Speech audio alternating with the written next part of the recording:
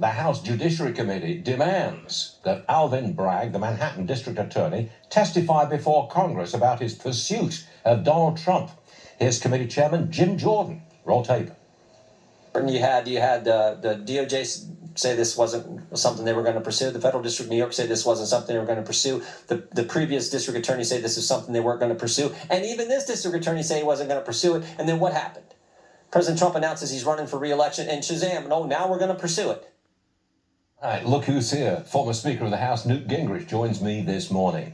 Is this just Alvin Bragg going for Trump, or is it the whole Democrat Party pushing for an indictment?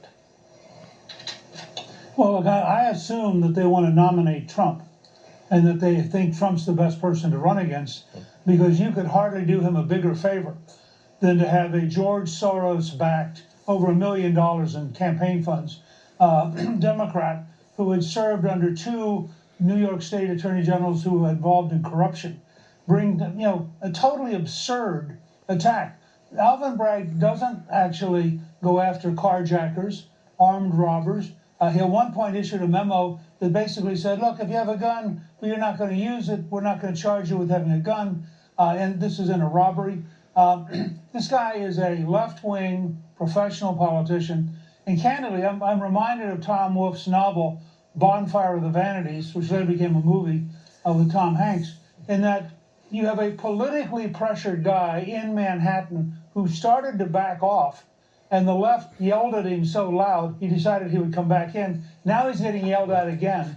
I'm not sure they'll ever actually go after Trump, but they've given Trump 2 weeks of every Republican in the country sympathizing with him. Is there any backlash from the Democrats against Alvin Bragg and saying, wait a minute, you shouldn't be doing this to the party or the country?